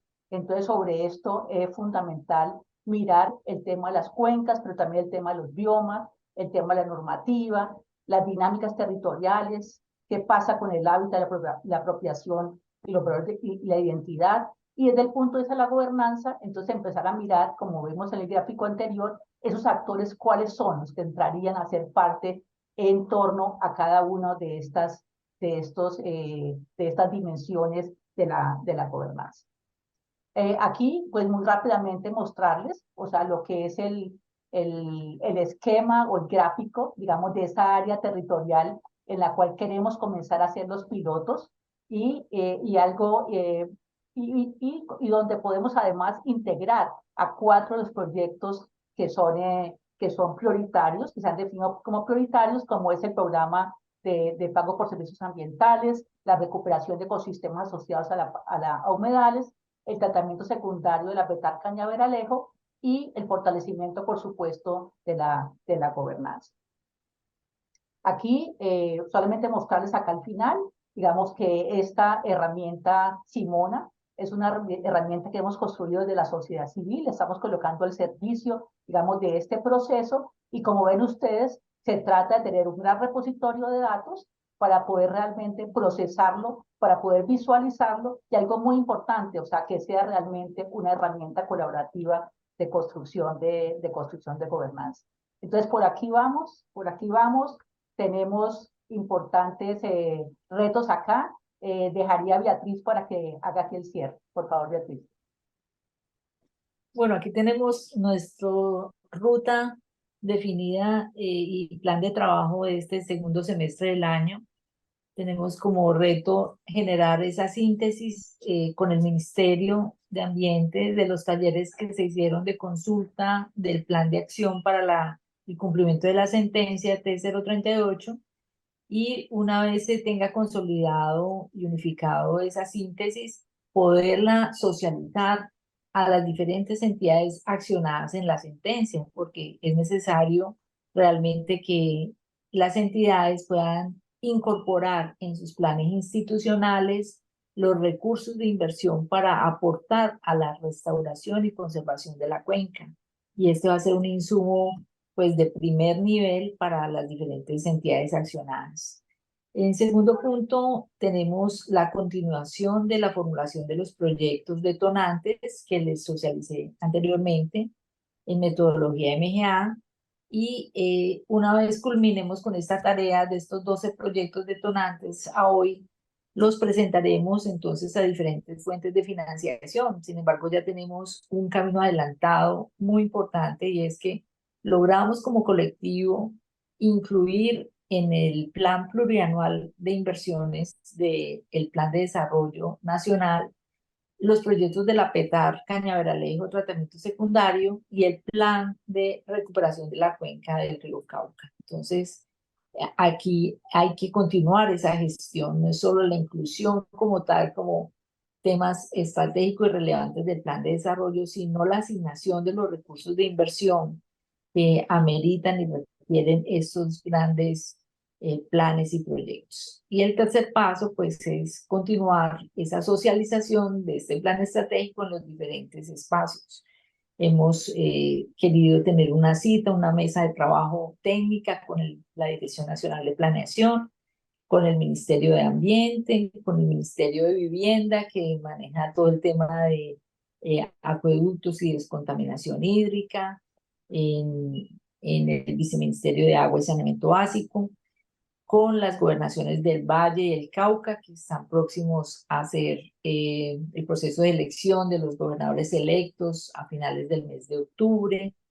También los alcaldes electos de las principales ciudades o ciudades intermedias entre Valle y Cauca, que son parte de la cuenca, y con las autoridades ambientales, que en nuestro territorio estamos hablando pues de CBC en el Valle, CRC en Cauca, de la Cárden en Risaralda, y también parques nacionales, el DACMA, y otras organizaciones pues que para nosotros son fundamentales de la institucionalidad ambiental, que deben ser parte de esta iniciativa del Plan de Recuperación y Restauración de la Cuenca Alta del Río Cauca, con aporte, compromisos de recursos de inversión en los próximos 4 años, que sus periodos de planes institucionales. Estos es pues nuestros próximos pasos a dar, y sobre todo queremos generar con ustedes un diálogo a través de las diferentes inquietudes que surjan y preguntas en torno a qué otras estrategias se consideran vitales para la sostenibilidad de este tipo de procesos de recuperación de cuencas, de conservación de cuencas. ¿Cómo podemos fortalecer la gestión de financiación de los procesos de gobernanza que parecen para todos tan importantes y fundamentales, pero que al momento de llevar la iniciativa de realizarlos, no sabemos expeditamente los pasos para conseguir los recursos, dónde están esas fuentes de recursos para financiar estos procesos de gobernanza y gobernabilidad en los territorios del agua? Eso es lo que queremos fortalecer en este diálogo. Muchísimas gracias. La pregunta que tenemos para Beatriz es la siguiente. En unas sociedades tan desiguales y fragmentadas como las latinoamericanas, ¿cuál es la importancia de espacios de gobernanza de los territorios del agua, como el del colectivo Río Cauca en Colombia, y cuál debe ser su derrotero para llegar a lo profundo de las causas del deterioro de las cuencas para lograr su sostenibilidad, siguiendo lo que han planteado los antecesores en sus intervenciones? ¿Y cuáles son las proyecciones y desafíos del proceso del que usted hace parte? Bueno, los espacios de gobernanza en los territorios del agua, espacios como el colectivo del Río Cauca, son fundamentales porque primero logran reunir la institucionalidad nacional y regional con otros actores como son la sociedad civil, las organizaciones no gubernamentales, gremios, fundaciones y comunidad organizada, y poder desde las diferentes visiones construir esos planes, esas intervenciones para restaurar la cuenca, para conservarla, partiendo de una visión colectiva de largo plazo, y esa visión poderla llevar hasta propuestas concretas de proyectos integradores, que es lo que hemos venido haciendo desde este espacio de la plataforma colaborativa de la Cuenca Alta del Río Cauca. Pero además, ¿por qué es importante este tipo de espacios? Nos reconocemos y valoramos desde las competencias y roles de cada uno de los actores. Trabajamos conjuntamente por un propósito común, regional, pero que tiene un alto impacto nacional.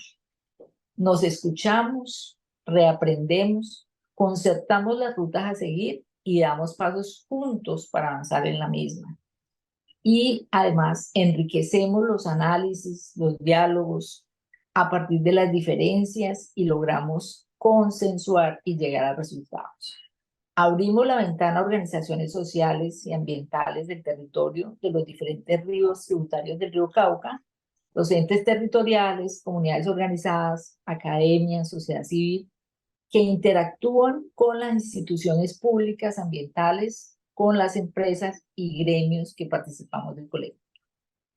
De esa manera logro resumir la importancia de este espacio.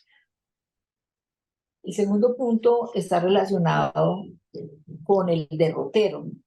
En estos procesos tan complejos, por la magnitud de las problemáticas, por los retos y la cobertura de este gran territorio de la cuenca del río Cauca, no existen libretos definidos, no existe una única ruta para avanzar en su propósito.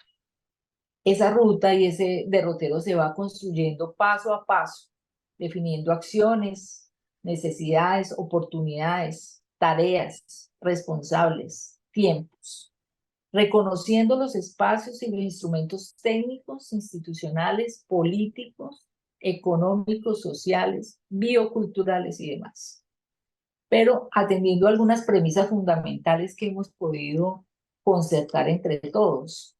Lo primero es que partimos de un acuerdo de voluntades de 28 actores de diferentes lados, privados, públicos, gremios, academias, sociedad civil. Pero hemos ido abriendo la puerta a otros actores interesados en participar en el colectivo. Además, reconocemos que no estamos todos los que debemos estar. Por eso priorizamos el proyecto de fortalecimiento de la gobernanza en los territorios del agua. En segundo lugar, todos tenemos tareas, comisiones, aportes, ideas. Se valoran todas. Ya los procesos de gestión nos van marcando cuáles iniciativas tienen mayor acogida y posibilidades. Reconocemos que tenemos diferentes conceptos y niveles de conocimiento sobre la gobernabilidad y la gobernanza. Por eso, acordamos un proceso de capacitación entre todos para unificar lenguaje. Hemos sido cautelosos ante el potencial de vinculación de actores sociales al proceso, porque no queremos crear falsas expectativas, sino abordarlos desde procesos y proyectos que tengan recursos ya aprobados. Todos somos líderes de los proyectos estratégicos y que consideramos detonantes para restaurar la cuenca.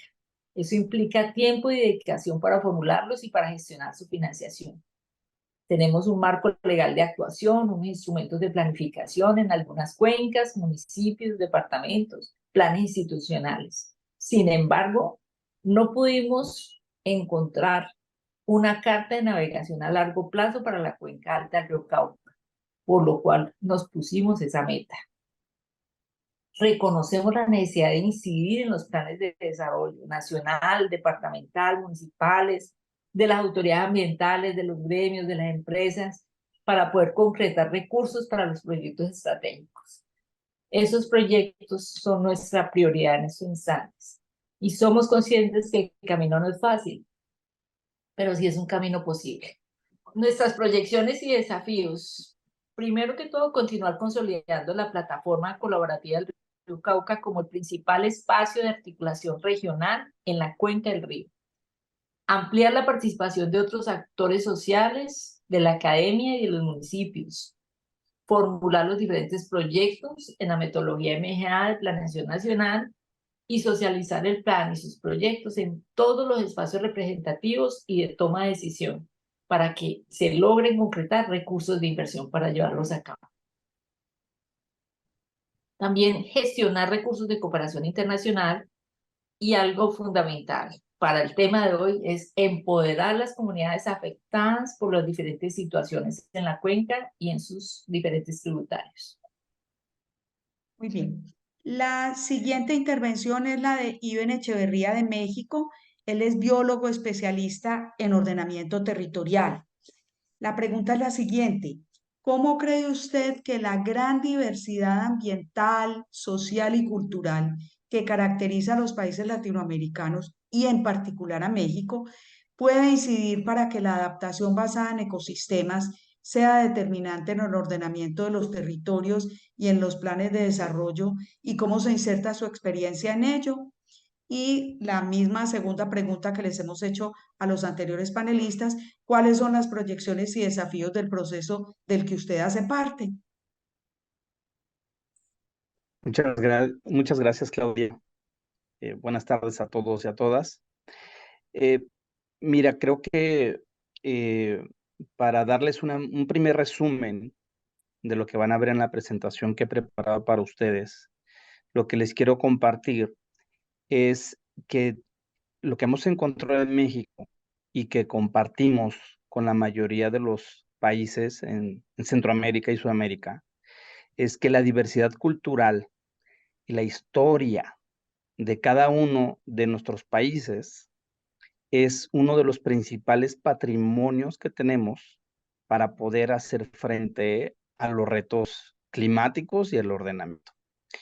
Y lo que ustedes van a ver ahora es una muy breve introducción a estas condiciones de vulnerabilidad que afectan a México en particular y cómo esa ubicación geográfica e histórica de México le ha permitido a su vez tener un experimento diario y cotidiano donde la gente ha resuelto y se ha preparado para hacer frente a la variabilidad climática. Y les voy a compartir cómo hemos aprovechado a través de procesos de participación social, que la participación ciudadana y que el conocimiento tradicional de los grupos y de los productores se ha incorporado en los procesos de planeación para hacer frente al cambio climático. Entonces, si me permiten compartir mi pantalla, en un momento les comparto la presentación. Sí, por supuesto. Muchísimas gracias.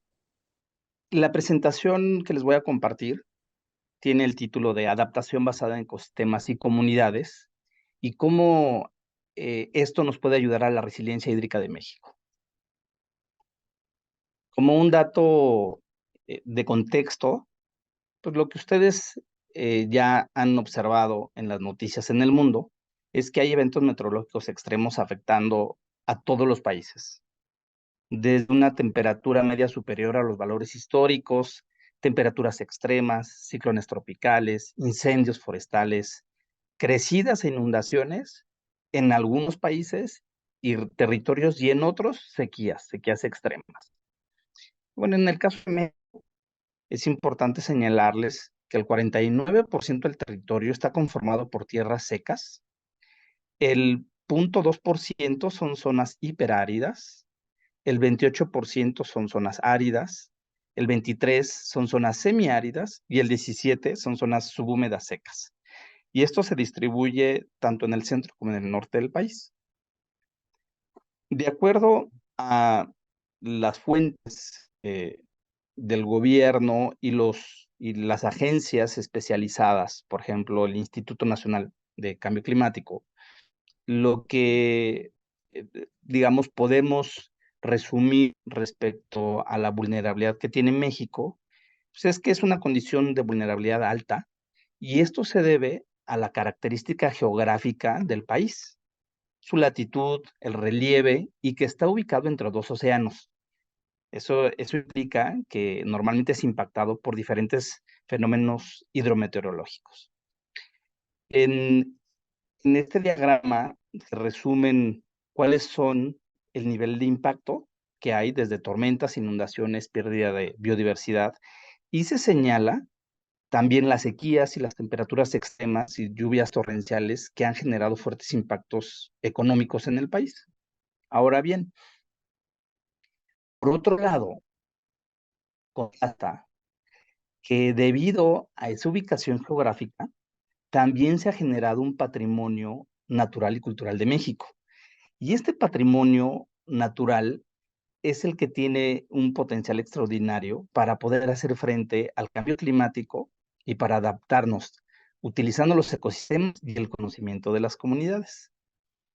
Digamos que debido a su ubicación y sus características geográficas, ha permitido que históricamente muchos grupos y culturas hayan desarrollado soluciones, prácticas, digamos, para hacer frente a esta variabilidad y estas condiciones a las que ha estado expuesto el país.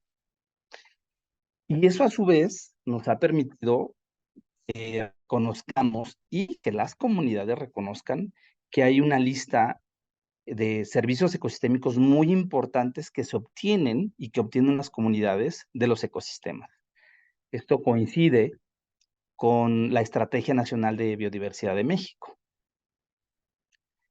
Como les comenté, justamente estas características no solo las tiene México, las compartimos con la mayoría de los países de Latinoamérica, y lo podemos constatar, dado que una importante cantidad de plantas cultivadas que sustentan todo el sistema alimentario en el mundo fue domesticada por los pueblos indígenas de América.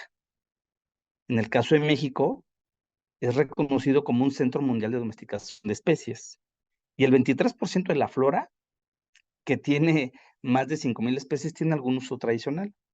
Ahora bien, lo que hemos encontrado, y nos lo dicen los expertos, es que a nivel global, la diversidad cultural de la especie humana se encuentra estrechamente relacionada con las concentraciones de biodiversidad que hay. Por ejemplo, en México, los 5 estados considerados más ricos en términos biológicos también son los que contienen más de la mitad de los ejidos y comunidades indígenas del país. Estos son Oaxaca, Chiapas, Michoacán, Veracruz y Guerrero. Y aquí quiero hacer un alto para hacer un énfasis particularmente en un concepto que es justamente el tema en el que yo he estado trabajando en México desde el 2009, que es la adaptación al cambio climático. Y uno de los enfoques de adaptación al cambio climático es el uso de los ecosistemas, la adaptación basada en ecosistemas. ¿Y qué es? Es el uso activo de la biodiversidad y los servicios ecosistémicos como una parte, como una estrategia que nos permite a las personas adaptarse ante los impactos adversos del cambio climático. Para esto hay diferentes esfuerzos, pero básicamente hay uno de ellos que a mí me parece muy interesante, que nos ayuda a responder qué es adaptación al cambio climático y qué de lo que se ha hecho o qué de lo que actualmente se hace o se pretende hacer puede cualificar como adaptación al cambio climático basado en ecosistemas. Y se proponen 3 cosas: que ayude a las personas a adaptarse a una sequía, por ejemplo, pero que sea a través del uso activo de la biodiversidad, por ejemplo, proteger el bosque que genera la infiltración del agua. Eso sería ayudarnos a adaptarnos a una sequía utilizando el ecosistema y el servicio que te da, que es la infiltración de agua para darte agua, y que sea parte de una solución general. Y normalmente, cuando queremos evaluar si una práctica o un conocimiento de los productores o las comunidades indígenas cualifica como adaptación, lo que nos hemos dado cuenta es que estamos rodeados de un conocimiento extraordinario ya implementado históricamente por los pueblos indígenas y las comunidades rurales en México y en Centroamérica. Y si ustedes preguntan por qué ha sucedido esto, pues hay una razón principal que lo justifica. Los medios de vida de las comunidades rurales e indígenas tienen una relación directa con la calidad de los ecosistemas y sus servicios. Eso quiere decir que normalmente buscan mantener la calidad de los servicios ecosistémicos de los cuales ellos dependen. Es decir, un productor pues buscará proteger el suelo y el agua. Un ganadero buscará proteger sus pastizales y sus pastos porque de ahí dependen sus medios de vida. Entonces, lo que hemos encontrado es que la gran cantidad que hay del conocimiento y del patrimonio cultural en México son soluciones existentes con un alto potencial para la adaptación al cambio climático. Y, digamos, para hacer una acotación, además, hay una relación directa con las áreas naturales protegidas y con los lugares mejores conservados en el país. En México se ha reconocido que las áreas naturales protegidas tienen un alto valor ambiental y social. Y algo que les quiero compartir que es muy interesante es que está cambiando y está evolucionando la forma de ver las áreas naturales protegidas. No solamente se ve como un área aislada, sino como una fuente de un servicio ecosistémico que ayuda a los paisajes productivos. Es decir, las áreas naturales protegidas proveen servicios hacia afuera de las mismas áreas naturales protegidas en corredores paisajísticos, corredores productivos, Y esto implica que desde las áreas naturales protegidas es posible generar nuevas pautas que ayuden a la población rural y urbana.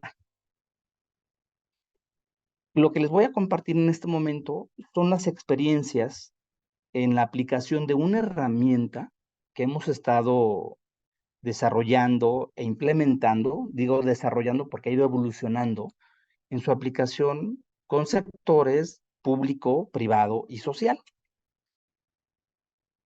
Y brevemente les comparto qué es lo que ha sucedido. Del 2011 a la fecha, el país ha ido invirtiendo en diferentes iniciativas, mecanismos, instrumentos. Uno de ellos fue los programas de adaptación al cambio climático. Se han hecho herramientas de análisis de vulnerabilidad, se han implementado programas. Y en el 2017, hasta que hago un alto, porque en el 2017 se planteó hacer una evaluación de qué había funcionado y qué no había funcionado en el país en 22 áreas naturales protegidas.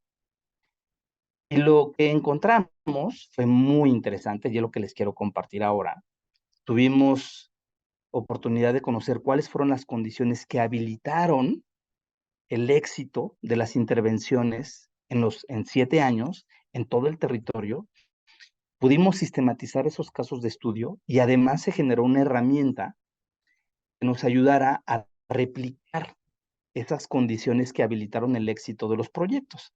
Digamos, fueron lecciones emergentes, pero además nos dio una herramienta de puntos de entrada para poder hacer lo mismo que ayudó a que algunas de las estrategias en el país funcionaran. Y les voy a compartir cuáles fueron esas condiciones que habilitaron el éxito de los proyectos. Fueron 3. Uno, que estaban relacionadas esas iniciativas de adaptación, estaban relacionadas con esfuerzos previos de actores locales. Es decir, que muchas de las comunidades o productores ya lo hacían desde antes y era parte de una solución que ellos habían implementado para poderse adaptar o para poder reducir el impacto de alguna sequía o de alguna helada en sus actividades productivas. La segunda condición es que tuvieron apoyo y respaldo formal de las comunidades e incluso avanzaron sin la disponibilidad de financiamiento o de apoyo del gobierno. ¿Por qué? Porque las comunidades ya lo hacían, porque tenía sentido desde su perspectiva en el manejo de sus recursos naturales. Y la última de las condiciones que ayudaron al éxito es que fuera compatible con algún programa o una línea estratégica que contaba con recursos. Entonces, básicamente, funcionaron porque era algo que la gente ya hacía, tenía sentido desde su realidad y había posibilidad de alinear apoyos del gobierno o de otros actores. A partir de ese año, a partir de ese estudio en el 2018, hemos estado implementando, y digo hemos, porque si bien me he encargado de implementar esta herramienta metodológica, esto a través de la ayuda de diferentes asociaciones, pero lo hemos podido implementar a nivel comunidad, en áreas naturales protegidas.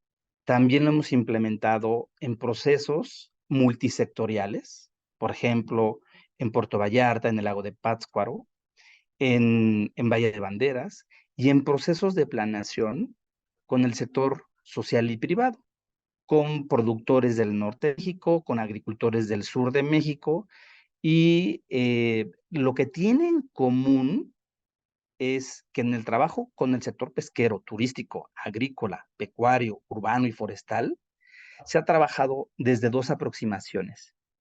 Cuando queremos iniciar la elaboración o actualización de un instrumento de planeación, impulsando la participación sectorial y multisectorial, y cuando se ha trabajado desde el territorio, dándole continuidad a un ciclo de manejo adaptativo de ellos, incorporando sus lecciones aprendidas en un nuevo proceso de planeación que nos ayude básicamente a poder escalar y fortalecer algo que la gente ya hacía, pero con una mayor escala geográfica. Esta herramienta se publica en el 2018 por la Agencia de Cooperación Alemana y aunque inicialmente fue hecha para el trabajo dentro de las áreas naturales protegidas, con su implementación con actores clave del sector público y con las comunidades y con empresarios, las lecciones aprendidas de cómo ha funcionado y qué es lo que les vamos a compartir, es que tiene el primer paso es recuperar el saber y las prácticas de adaptación que tienen las personas, recuperar el saber. Con eso hemos podido fomentar la participación de los beneficiarios y de los usuarios de los servicios ecosistémicos. Además, el tercer paso nos ha ayudado a adecuar, porque no todos los procesos son iguales, dependiendo del sector, hay que hacerle adecuaciones al proceso participativo. Y eso ha implicado que podamos mejorar las herramientas de participación dependiendo del sector involucrado. Y donde es el punto crucial, es cómo incluimos las lecciones aprendidas y las capacidades existentes para la adaptación a cambio climático basada en ecosistemas dentro de un nuevo ciclo de planeación, implementación y evaluación. Eso nos ha ayudado a hacer mucho más fáciles los procesos de solicitud de recursos.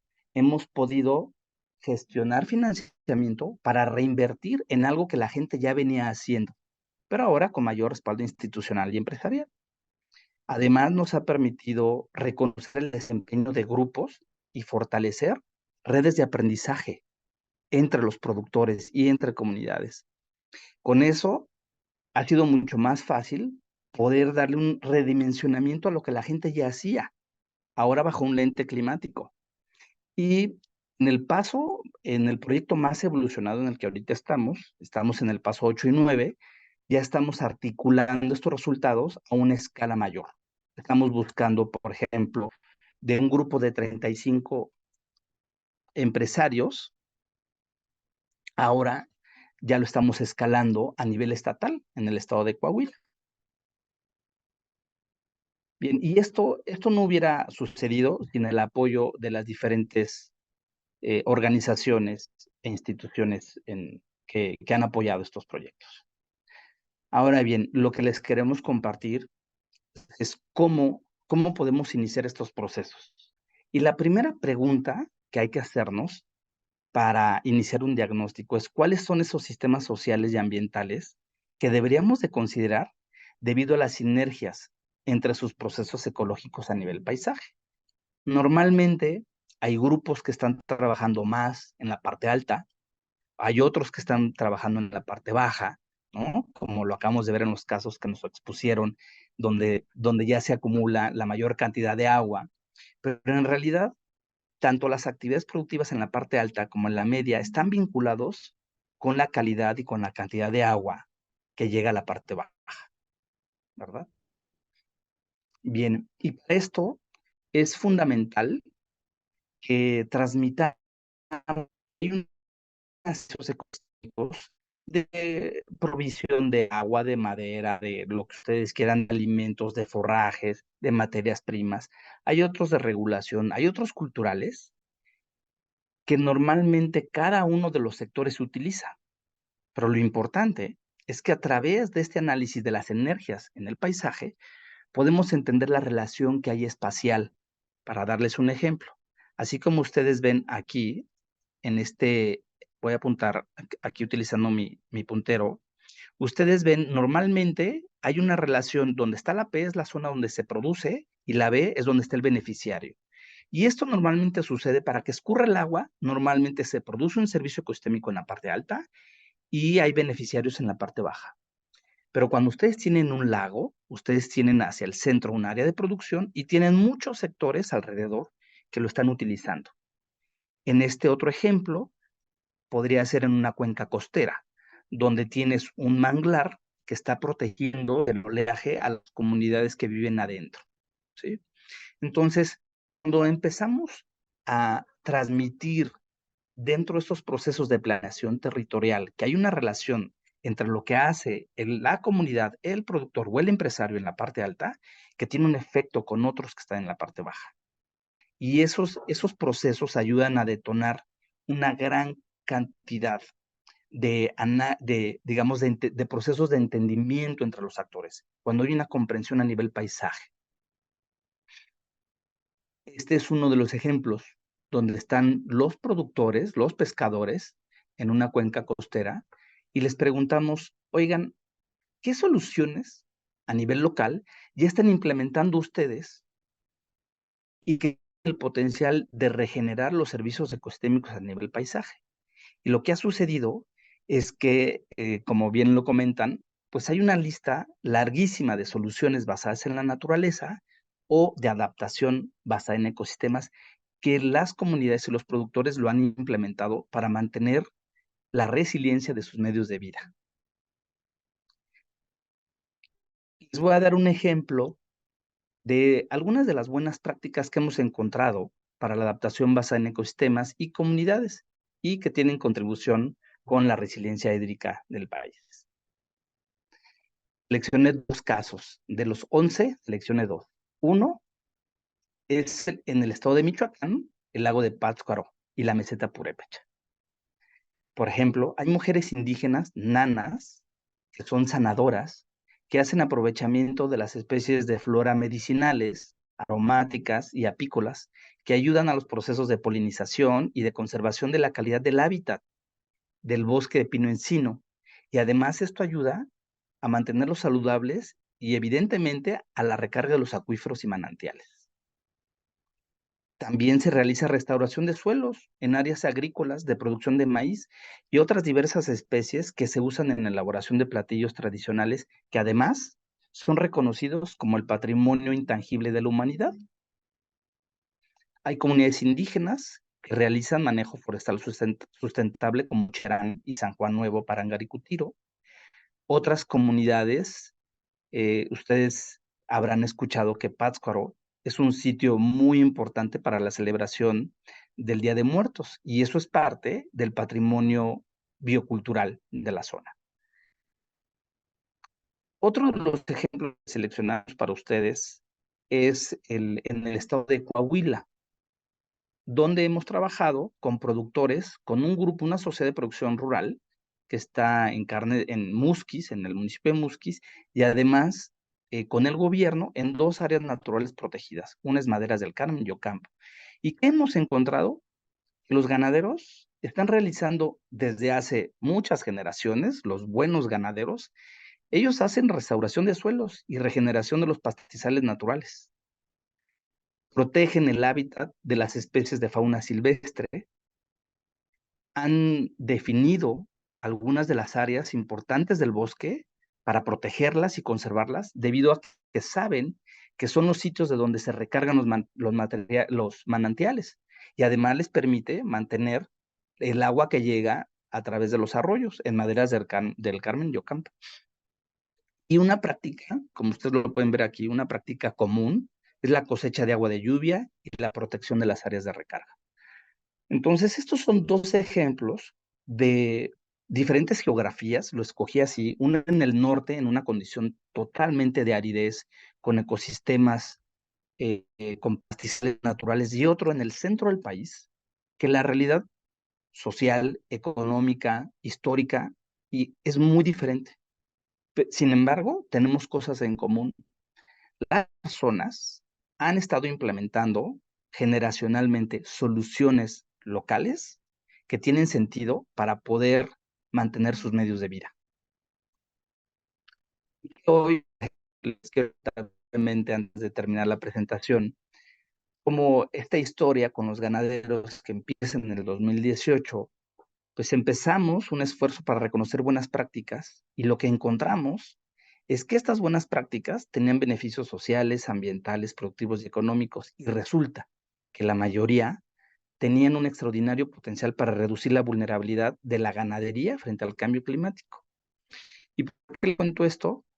Porque hace 2 años, un grupo entre productores del sector privado, productores en propiedad social, ejidatarios, el gobierno, una organización local mexicana que se llama Cefadevas y una organización internacional, WWF, pidieron financiamiento a un fondo global para la adaptación y conseguimos recursos para poder replicar y escalar estas buenas prácticas a nivel estatal. En este diagrama tener Solo se los muestro para que vean cómo estos hexágonos amarillos son todas las soluciones que los diferentes productores ya estaban implementando para mantener los ecosistemas, que es lo que ven con verde, para mantener los servicios que obtienen de ahí, por ejemplo, el agua, el pasto, y además soluciones para reducir los impactos en la parte económica. Y esto implica que hay soluciones articuladas y hay el potencial de articular diferentes soluciones, no solo de un sector, sino de diferentes sectores que dependen de un mismo o de diferentes servicios ecosistémicos clave para todos. En este caso es el agua. Ustedes, la pregunta que me hacen es, bueno, ¿cuál es la proyección? ¿Qué tenemos que hacer? Lo que proponemos es que hagamos sinergias de colaboración y redes de aprendizaje para poder replicar las buenas prácticas locales con potencial para la adaptación basada en ecosistemas frente al cambio climático y las podamos integrar en la planeación territorial multisectorial. Y esto concluyo haciendo una invitación, porque si está funcionando y lo hemos comprobado en México, en diferentes geografías, muy probablemente lo podríamos hacer en colaboración en los países de Centroamérica y Sudamérica. Muchas gracias. Pues muchas gracias a Iben Echeverría de México por la magnífica presentación que ha hecho sobre adaptación basada en ecosistemas y en comunidades, y que digamos que tiene mucha sinergia, mucha sintonización, mucha sincronía con cosas que se están haciendo en Colombia y estoy segura que se están haciendo en los otros países latinoamericanos. Entonces sería fantástico poder tener nuevos momentos de encuentro para hacer ese intercambio, ojalá in situ, con distintas experiencias que están teniendo unos procesos similares. No sé, María Clemencia, ¿qué quisieras acotar tú? No solo sobre la presentación de Iben, sino sobre todas las presentaciones. Sí, yo creo que una cosa que es muy importante y me parece que vale la pena incluirla es como el link del documento que mencionaste que había publicado la Agencia de Cooperación Alemana con las lecciones aprendidas, porque la exposición fue muy interesante y como dice Claudia, hay muchas asociaciones en Coincidencia. Colombia que lo están haciendo. Nosotros tenemos muchas áreas protegidas y me parece que poder tener acceso a ese documento nos puede dar unos elementos muy importantes para nosotros tenerlos en cuenta y considerarlos. Entonces, ese Con mucho link, gusto les envío el link para ajá, descargar la publicación que fue del 2018. sí, Había solamente un caso en ese año y del 2018 al 2023 tenemos 11 casos más que todavía Qué no están bueno. publicados, pero que son parte de las lecciones aprendidas que les compartimos. sí, muy interesante, ¿no? En general los temas todos muy interesantes y creo que la proyección que hizo Iben justamente es lo que queremos hacer, una red de intercambio de experiencias y de conocimiento, porque eso es lo más importante, la colaboración, y no la competencia como ha sido hasta ahora el esquema de trabajo. La colaboración es lo más importante para que haya resultados realmente eh, buenos y este tipo de comunicación pues nos da herramientas para poderla hacer más fácil esa colaboración entre todos. Muchas gracias, muy interesante todos los temas. Bueno, muchísimas gracias a todas y todos por la participación, a los panelistas y a nuestra panelista femenina, Beatriz Orozco, y a los organizadores, a ONU Habitat, a la Universidad de Guadalajara y a todas las organizaciones de la sociedad civil que están participando, no solamente en la webinar, sino en todo el evento. Muchísimas gracias y hasta la próxima. Gracias.